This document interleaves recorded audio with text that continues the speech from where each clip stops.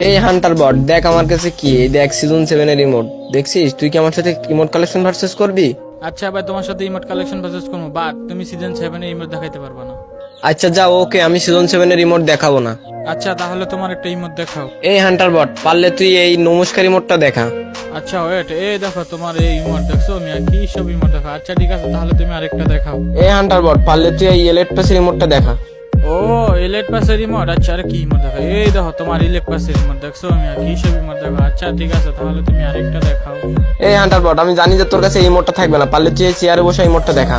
আরে ভাই কি বললে, এই দেখো তোমার চেয়ার রিমোট, এসব রিমোট আমার কাছে না থাকে। আচ্ছা তুমি তো তখন দেখাইছো, পারলে তুমি এই কুটারটা দেখাও। এই ইমোটটা নাই।